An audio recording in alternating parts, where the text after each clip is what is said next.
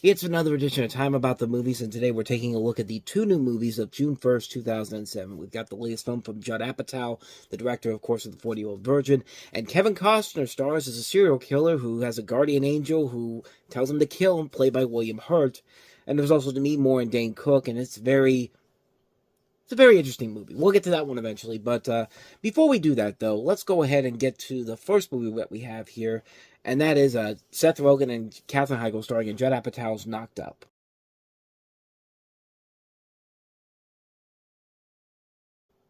So as you see there, the story of Knocked Up is the repercussions of a drunken one-night stand between a slacker, played by Seth Rogen, and a recently promoted media personality, played by Katherine Heigl, that results in an unintended pregnancy.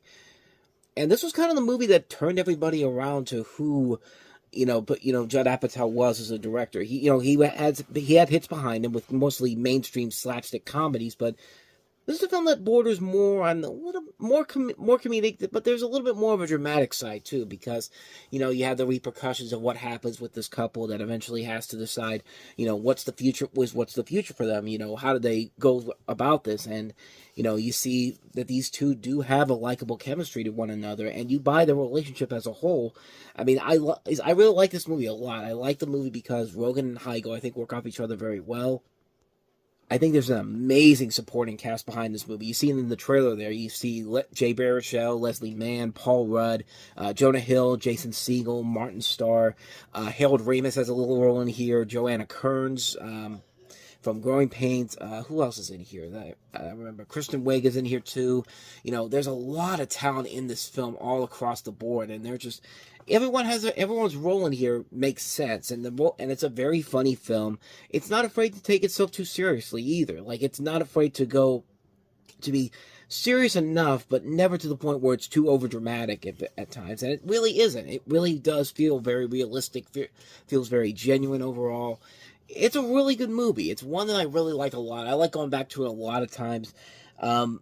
I think it's funny that Katherine Heigl finds this movie sexist, because it would soon be after this that she would make these really terrible comedies with characters that are like when you see these movies like The Ugly Truth and One for the Money and other movies like that, it's just like you clearly have no idea what the hell you're talking about, because she was going out after this movie came out saying that this movie was sexist, and then she goes on to star in something as bad as The Ugly Truth, which we'll eventually get to. I mean, it just really just makes no sense whatsoever, and there's not really. There's not really a lot of that in this movie in general. Everything about this feels genuine for the most part. I mean, it's like I said, it's a really good movie, but there's a lot of people that take some of the stuff in this movie they try to add something that's not really there. I really didn't see it. Is it all the times I've watched it? I watched just recently. I didn't see anything that's sexist in here about Katherine Heigl's performance in here. I thought she played it well. I thought Rogen and Heigl had some nice chemistry together. I think the movie's really good. I think it's a very good film. Definitely one of Judd Apatow's best films overall.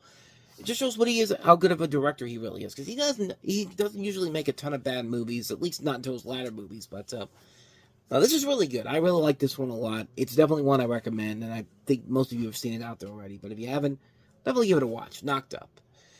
So with that said, let's go ahead and move on to the last one we have here, and that is Kevin Costner as Mr. Brooks.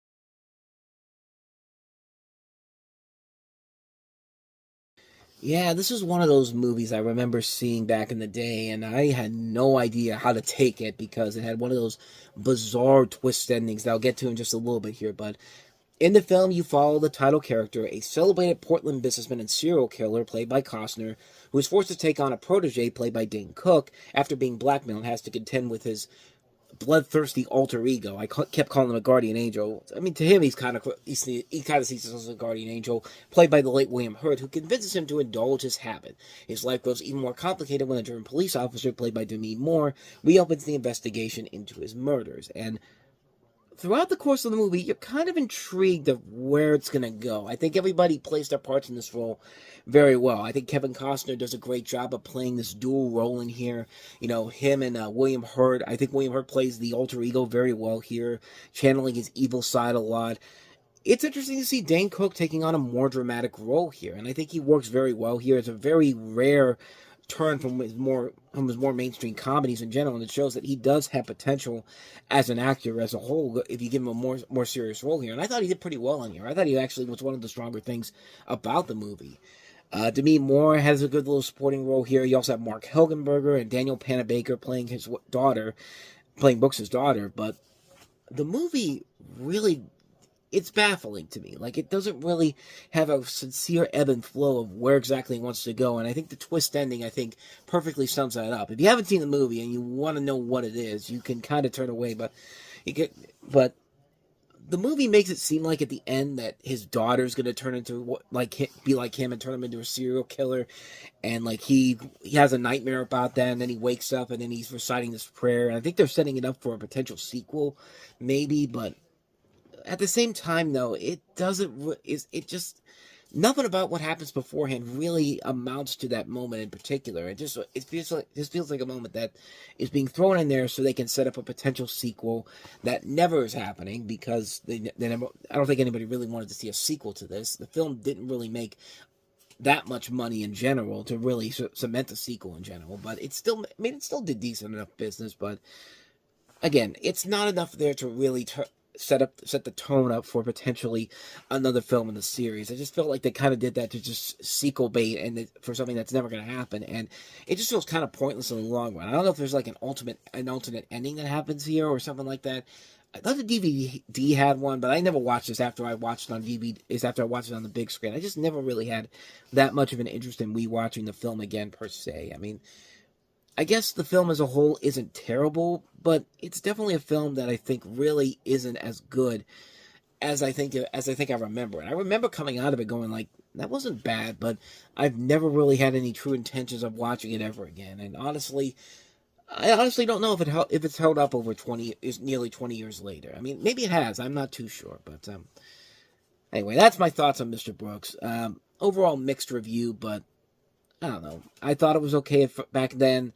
I'd have to check back with it again just to see if it actually does hold up or not. Maybe it's actually gotten better over time, and maybe I'm just not seeing it.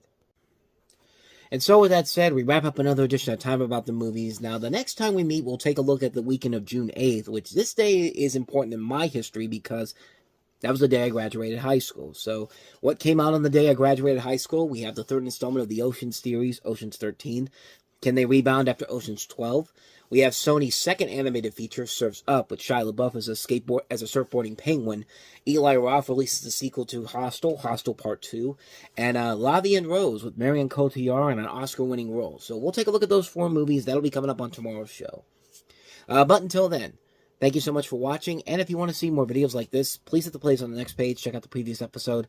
Also, don't forget to hit the like, subscribe, notification button, and the bell, because you get updates on when new videos come out, and we do post new videos here every day. Now, with all that said, I am off. I will see you guys next time, and until then, as always, take care.